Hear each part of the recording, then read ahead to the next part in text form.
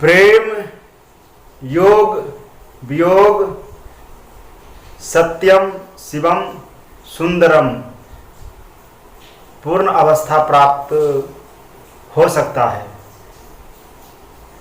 प्रेम का पहले अर्थ आप समझिए। ये 5 क्रियाएं आपके साथ में रखे हैं। आज का जो विषय है प्रेम योग वियोग सत्यम शिवम सुंदरम अवस्था प्राप्ति हो जाता है। ये अवस्था कैसे प्राप्ति होगा? प्रेम तो आप एक प्रेमी एक प्रेमिका भी करती है, एक स्त्री एक पुरुष में होता है, एक बहन एक भाई भी हो सकता है, माता पिता भी हो सकता है, बंधु बांधव से भी प्रेम हो सकता है। लेकिन सच्चा प्रेम जो सत्यम शिवम सुंदरम की अवस्था प्राप्त केवल और केवल एक शिष्य एक समर्थ सतगुरु से जब प्रेम योग होता है तभी आप सत्यम शिवम सुंदरम अवस्था प्राप्त कर सकते हैं। पहले प्रेम को आप समझ लीजिए क्या है। प्रेम में निस्वार्थ है, प्रेम समर्पण करने की क्रिया, प्रेम विसर्जन करने की क्रिया, प्रेम स्वयं को विसर्जन करने की क्रिया, प्रेम समा जाने की क्रिया है, एक दूसरे में विसर्जन हो जाने की क्रिया, एक दूसरे में खो जाने की क्रिया है। प्रेम अपने आप में बहुत सुंदर तो शब्द भी है और प्रेम हो जाने के बाद तो फिर उसका कहना ही क्या है। अब दिशा आपका कैसा है इस पर डिपेंड करता है। एक स्त्री एक पुरुष से प्रेम हो जाए तो जो उनके पास रहेगा वही आपको मिलेगा। एक प्रेमी एक प्रेमिका से प्रेम हो जाता है, जो उनके पास है वही मिलेगा। लेकिन प्रेम बहुत गहरा विषय है, बहुत ही गहराई विषय है। प्रेम और योग, प्रेम जुड़ाव होना बहुत बड़ी बात है। आज के डेट में देख लीजिए, प्रेम तो है लेकिन स्वार्थ है। प्रेम सच्चा प्रेम में स्वार्थ नहीं होता है। सच्चा प्रेम तो समर्पण को कहा जाता है, जो अपने इष्ट के चरणों में समर्पित कर दे, अपने संपूर्णता के साथ विसर्जन कर दे, पूर्ण तन मन प्राण शरीर रोम रोम चिंतन विचार संस्कार व्यवहार संपूर्णता के साथ समर्पित कर दे। एक शिष्य समर्थ गुरु के चरणों में समर्पित करता है। जब तक वो प्रेम उसमें उत्पन्न नहीं होगा, प्रेम जागृत नहीं होगा। अब प्रेम जागृत होने के बाद योग, प्रेम योग जब तक नहीं वो शिष्य होगा तब तक वो संपूर्णता अपने गुरु से नहीं प्राप्त कर सकता है, सिद्धियां तब तक प्राप्त नहीं कर सकता है। प्रेम योग मतलब समर्पण कर देना। जो आपके अंदर में छल है, कपट है, ईर्ष्या है, क्रोध है, अहंकार है, लोभ है, मोह है, अविचार है, कुविचार है, अभिमान है, स्वाभिमान है, जितना भी तन मन धन प्राण शरीर रोम रोम सतगुरु के चरणों में समर्पित कर देने से प्रेम योग इसको बोला गया है। नहीं कर पाते हैं, संशय भ्रम करते रहते हैं, उम्र बीत जाते हैं, प्रेम योग नहीं हो पाता है, स्वार्थ योग होता है। प्रेम स्वार्थी होता है, स्वार्थ बस प्रेम करते हैं। सतगुरु के चरणों में गए और हमको ये सिद्धि मिल जाए, अप्सरा सिद्धि मिल जाए, योगिनी सिद्धि मिल जाए, महाविद्या सिद्धि मिल जाए, वीरबैताल सिद्धि मिल जाए, ये प्रेम नहीं हुआ। प्रेम में फिर मांग खत्म हो जाता है संपूर्ण। फिर तो केवल देने की भावना को प्रेम कहा गया है। आप जब तक नहीं अगला को कुछ देंगे तब तक अगला से आप नहीं ले सकते हैं। एक सामान्य सी भी घटना है और एक प्रैक्टिकल अनुभव मैं आपको बता रहा हूँ, ये स्वयं का अनुभव बता रहा हूँ। प्रेम योग का रहस्य मैं आपको बता रहा हूँ। प्रेम का मतलब ही है खो जाना, समा जाना। अब सौंप दिया इस जीवन का सब भार तुम्हारे हाथों में, है जीत तुम्हारे हाथों में और हार तुम्हारे हाथों में। अपने इष्ट के चरणों में वंदना करते हैं। लेकिन इसका अर्थ आप समझिए क्या बोल रहे हैं। अब सौंप दिया, नहीं सौंप पाते हैं साधक, ऊपर ऊपर बोलते हैं। हम सतगुरुदेव जी के शिविर में भी जाते हैं, भजन भी चलता है, तो हम जब भजन खत्म होता है, शिविर खत्म होता है, तो देखते हैं साधक को मेरे एक दूसरे से शिकायत करते हैं, हमको ये साधना किए ये नहीं हुआ, ये इच्छा था ये पूरा नहीं हुआ, ये यानी कि कमी महसूस फीलिंग करते रहते हैं, अपना बात उनको बताते एक दूसरे को बताते रहते। इसका मतलब हुआ स्वार्थ बस प्रेम है। स्वार्थ जहाँ है वहाँ शिकायतें हैं, जहाँ मांग है वहाँ पर विवाद है, टूट सकता है रिश्ता, बर्बादी हो सकते हैं रिश्ता। ऐसा तो होता है भौतिक दृष्टि से भी। पति पत्नी में जुड़ाव नहीं है, प्रेम योग नहीं है, स्वार्थ प्रेम है, तो लड़ाई झगड़ा होते रहते हैं, मारपीट होते रहते हैं। जब प्रेम योग हो जाता है, एक प्रेमी एक प्रेमिका को देख लीजिए, एक प्रेमी एक प्रेमिका का कुछ दिन रहता है, शादीशुदा हो जाने के बाद तो फिर उसका स्वार्थ प्रेम हो जाता है। प्रेम योग केवल एक सच्चा आत्मा एक परमात्मा से ही हो सकता है, प्रेम योग, और किसी से नहीं हो सकता है, टिकेगा ही नहीं। क्योंकि जब संपूर्णता आत्मा, आपका आत्मा को संपूर्ण संतुष्ट परमात्मा ही कर सकता है। एक झटका में भी कर सकता है तो 10,000 वर्ष में भी कर सकता है। जब तक आप पूर्ण समर्पण नहीं होंगे परमात्मा के चरणों में, संपूर्णता के साथ, परमात्मा का मतलब होता है जो पूर्णता प्राप्त कर लिए हैं, परम तत्व अवस्था प्राप्त कर लिए हैं।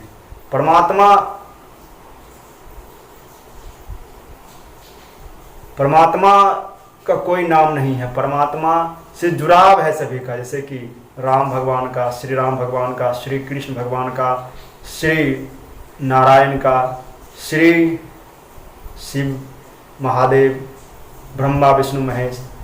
पूर्ण परमात्मा अदृश्य है। सागर और गागर का मिलन हो जाता है, गंगा और सागर का मिलन जब होता है तो एक गंगा का जल है कि सागर का जल है, एकाकार हो जाता है। एक आत्मा एक परमात्मा जब साक्षात्कार हो जाते हैं, पूर्ण एक दूसरे में समा जाते हैं, तो वही फिर परम आत्मा बन जाते हैं, दिव्य आत्मा बन जाते हैं, पूर्ण आत्मा बन जाते हैं, पवित्र आत्मा बन जाते हैं। तो श्री राम हो, श्री कृष्ण हो, श्री जितने भी देवी देवता हैं, वो तो केवल परमात्मा का एक स्वरूप है। पूर्ण परमात्मा भी उसको उनको कहा जाए, क्योंकि पूर्ण परमात्मा से कनेक्शन हो चुका है, पूर्ण गंगा सागर का मिलन हो चुका है। यही क्रिया होता है। एक आत्मा एक पूर्ण परमात्मा जो बीच में, हाँ बीच में आप कौन आता है? सदगुरु। सदगुरु ही ये क्रिया करवा सकते हैं, आत्मा को पूर्ण परमात्मा से साक्षात्कार करा सकते हैं। तो सदगुरु क्या होता है? द्वार होता है। उनके हृदय में प्रेम योग के द्वारा, समर्पण के द्वारा, सारधा के द्वारा, भक्ति के द्वारा उसमें विसर्जन हो जाने की क्रिया, समर्पण हो जाने की क्रिया को प्रेम योग कहा गया है। जैसे जैसे आप डूबेंगे सदगुरु पे पूर्ण आस्था, निष्ठा, पवित्रता, शुद्धता के साथ, आप पहले आपको समर्पण करना होगा। पहले समर्पण का कला आपको सीखना होगा। किससे? अप्सरा से, स्त्री से, क्योंकि स्त्री में समर्पण कला होता है। स्वयं को समर्पित कर देना अपने पति के चरणों में, अपने इष्ट के चरणों में। इसीलिए तो अप्सरा साधना करना अनिवार्य है।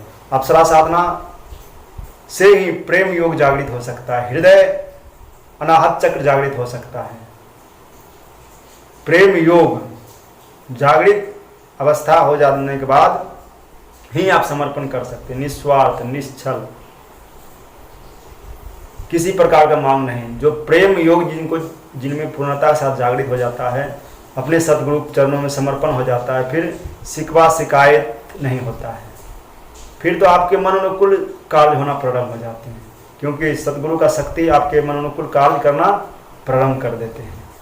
जो भी भौतिक दृष्टि से इच्छाएं हो, आकांक्षाएं हो, किसी प्रकार का, तो वो सतगुरु का शक्ति आपका सहयोगी बन जाते हैं। क्यों?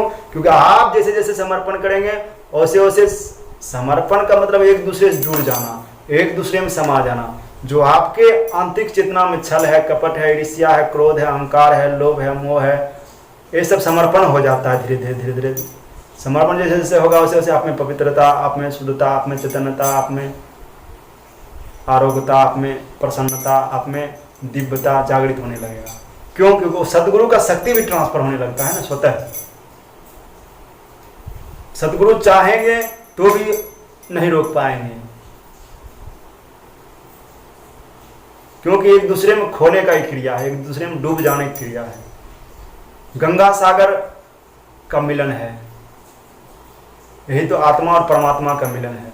पूर्ण परमात्मा ही सदगुरु है, इसलिए सदगुरु को पार ब्रह्म तत्व बोला गया है। इसलिए पूर्ण परमात्मा से साक्षात्कार। आत्मा में विस्फोटक क्रिया होता है, आपका आत्मशक्ति जागृत होता है, तो आप में जो बाहर है वही आपके शरीर के अंदर में है। जो ब्रह्मांड बाहर में आपको दृश्यमान दिखाई दे रहा है, वही आपके एक एक लोक, एक एक चक्र के समान है। एक एक चक्र जो आपको आपके अंदर में सुप्त अवस्था में है, मूलाधार, स्वादिष्ठान चक्र, मणिपुर, अनाहत चक्र, विशुद्ध चक्र, सहस्तार, अज्ञा चक्र, 7 चक्र, सातों चक्र स्पंदित धीरे धीरे होने लगता है, जागृत होने लगता है। जैसे जैसे आप प्रेम योग में डूबते जाते हैं सदगुरु चरणों में, तभी आपके आंतरिक चेतना जागृत होने लगता है, संपूर्णता के साथ जागृत होने लगता है। प्रेम योग जब पूर्णता के साथ आत्मसात हो जाता है, पूर्ण चेतना के साथ जागृत हो जाता है साधक में, शिष्य में, यही तो मेरा के साथ हुआ था। प्रेम योग श्री कृष्ण से हो गया था। प्रेम योग श्री हनुमान जी को श्री राम भगवान से हो गए थे। प्रेम योग श्री सुदामा जी को श्री कृष्ण से हो गए थे। प्रेम योग तो श्री कृष्ण भगवान में रोक नहीं पाए पूर्णता प्रदान करने के लिए। कब दें कब दें कब दें, वो दिन को ढूंढ रहे थे। ये सतगुरु कृपा से ही हो सकता है, पूर्ण परमात्मा कृपा से हो सकता है। प्रेम योग जब पूर्णता के साथ हो जाता है तो वियोग प्रारंभ हो जाता है, फिर वियोग का अवस्था आ जाता है। वियोग का मतलब होता है एक दूसरे से एक क्षण के लिए भी अलग होने के बाद आपके रोम रोम में दर्द होना प्रारंभ हो जाता है, छटपटाहटे होने लगता है। मछली जल के बिना नहीं रह सकता है, उसी तरह प्राण सूखने लगता है, प्राण कांपने लगता है, रोम रोम कंपन होने लगता है। फिर सदगुरु को छोटा सा भी कष्ट होता है तो आपको एहसास हो जाता है। क्यों? क्योंकि कनेक्शन हृदय से हृदय हो गया, प्राण से प्राण का हो गया, आत्मा से परमात्मा का हो गया। आत्म तत्व परमात्मा तत्व में विलीन हो चुका है। इसी को बोला गया है प्रेम योग। योग से वियोग बनल, सत्य बनल शिव शंकर से। इसी का अर्थ हम आपको समझा रहे हैं। ये तो आपको जब इस वीडियो को आप एक बार नहीं, 2 बार नहीं, 3 बार नहीं, 4 बार नहीं, 5 बार सुने, समझे, महसूस करें, तभी आपको समझ में आएगा। जो इस अवस्था को प्राप्त कर लेते हैं वही इस मेरे वाणी को आप महसूस कर पाएंगे, समझ पाएंगे। जो संपूर्ण प्रेम योग को, एक प्रेमी भी एक प्रेमिका से प्रेम करता है, लेकिन कब तक उसका सत रहता है? जब तक वो शादीशुदा नहीं हो जाता है। वो काम वासना का भूखा रहता है। वासना, प्रेम एक सुंदर शब्द है, एक सुगंध है, एक पवित्र है, एक दिव्य है, एक चैतन्य है, एक जागृत है, पूर्णता है, श्रेष्ठता है, पवित्रता है। प्रेम को गंदा फैला दिया है, गंदगी कर दिया है। ये सब प्रेमी प्रेमिका स्वार्थ बस। एक सतगुरु मिलना तो दुर्लभ है। मिल गया तो फिर आपको देर ना करते हुए पूर्ण समर्पण कर दें। अब सौंप दिया इस जीवन का सब भार तुम्हारे हाथों में। सत्य है, जीत ही होता है। सतगुरु से जब प्रेम योग हो जाता है फिर उस साधक का हार नहीं हो सकता है। फिर कुछ मांगने का, बिना मांगे सब कुछ मिलने लगता है। देवी देवता के दर्शन, कुंडली जागरण, ध्यान, धारणा, समाधि अवस्था, केवल इच्छा मात्र से उस अवस्था में आ जाते हैं। क्यों? क्योंकि सतगुरु जो होते हैं वो अवस्था प्राप्त किए होते हैं। तो उनको स्वतः मालूम हो जाता है आपको क्या चाहिए। भौतिक दृष्टि से उन्नति प्रगति करना हो, आध्यात्मिक दृष्टि से उन्नति प्रगति करना हो, फिर आपका जिम्मेदारी खत्म है, सतगुरु का जिम्मेदारी आ जाता है। जब तक प्रेम योग नहीं होगा, प्रेम योग होने के बाद ही समर्पण होगा, श्रद्धा होगा, पूर्ण समर्पण होगा, संपूर्ण श्रद्धा होगा, संपूर्ण एक निष्ठा होगा, पूर्ण संपूर्ण यकीन हो जाएंगे। प्रेम योग होने के बाद ही हो सकता है, अन्यथा ऊपर ऊपर आप जय गुरुदेव करेंगे, अच्छी बात है, इससे भी बहुत ज़्यादा लाभ मिलता है, लेकिन संपूर्णता आप नहीं प्राप्त कर सकेंगे जब तक नहीं संपूर्णता के साथ प्रेम योग होगा। प्रेम योग होने के बाद वियोग की अवस्था में जब आएंगे तब आप अपने आप को जांच भी सकते हैं, क्या मैं प्रेम योग हुआ पूर्णता के साथ, तो आप में छटपटाहटे आने लगेगा। उनको फिर ध्यान करने का आपको नौबत नहीं, आपको हमेशा ध्यान में रहेंगे। जो भी आपका इष्ट हो, श्री राम भगवान हो, श्री कृष्ण भगवान हो, पूर्ण सतगुरु ये सब है, शिव भगवान हो, शिव गुरु हो, नारायण हो, हनुमान जी हो, फिर आपको आपके अंदर में एक उच्च अवस्था प्राप्ति हो जाता है, उच्च विचार प्राप्ति हो जाता है, उच्च संस्कार। क्यों? क्योंकि उनका गुण आप में ट्रांसफर हो जाता है और आपके अंदर में जो विकार है, छल है, कपट है, ईर्ष्या है, क्रोध है, अहंकार है, लोभ है, आपके शरीर में क्या है, ये सब भरा हुआ, ये सब सदगुरु में ट्रांसफर होने की गंगा और सागर में ट्रांसफर हो जाता है, सागर गंगा ट्रांसफर हो जाता है। आप में दिव्यता, चैतन्यता, पूर्णता, श्रेष्ठता, कुंडली जागरण, ये सब धीरे स्वतः होने लगता है। प्रेम योग होना अति सांकड़ी है, नहीं हो पाता है साधक लोग।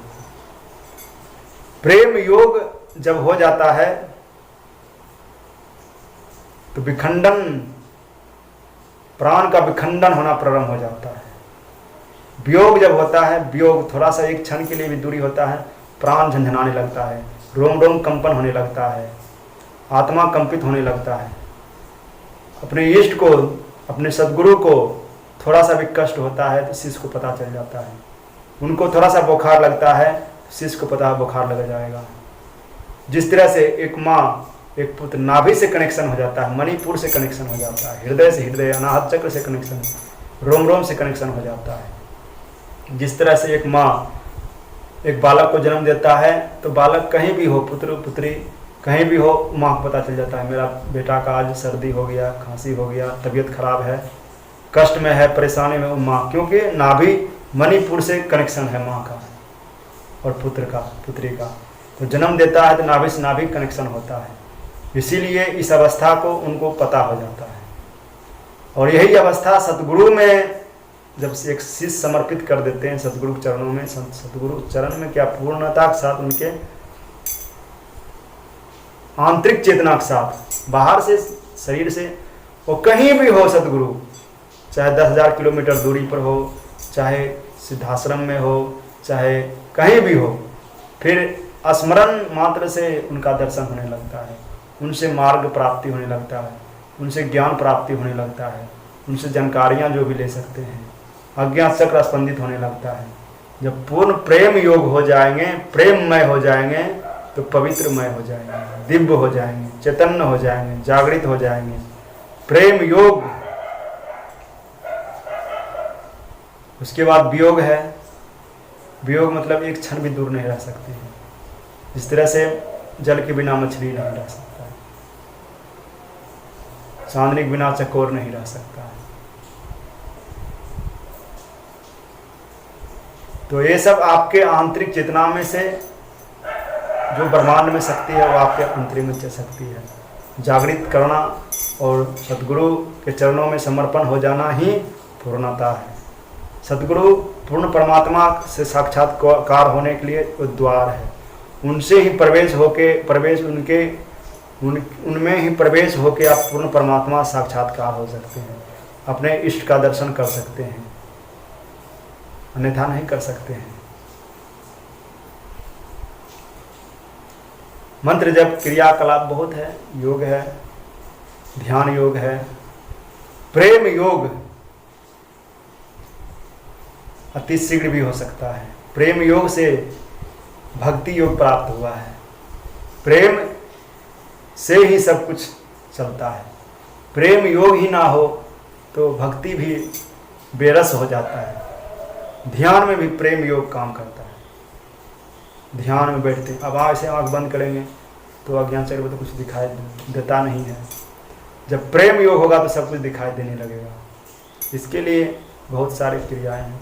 हम आपका विषय, आज का जो विषय है प्रेम योग और वियोग। प्रेम योग जब आपको आपके साथ में पूर्ण घटना में संलग्न हो जाएंगे, घटना में पूर्ण समर्पण हो जाएंगे, तब वियोग उत्पन्न होगा। वियोग से एक क्षण भी नहीं रह पाएंगे। तब सत्य का दर्शन होने लगेगा। सत्य क्या है, ईश्वर क्या है, परमात्मा क्या है, पूर्णता क्या है, दिव्यता क्या है, कुंडली जागरण क्या है, ध्यान धारणा समाधि अवस्था क्या है। धीरे धीरे आप में स्वतः ध्यान लगने लगेगा। स्वतः फिर आपको मूलाधार पे ध्यान लगाने की आवश्यकता नहीं है। स्वादिष्ठान चक्र पे ध्यान लगाने, स्वतः जागृत होने लगेगा।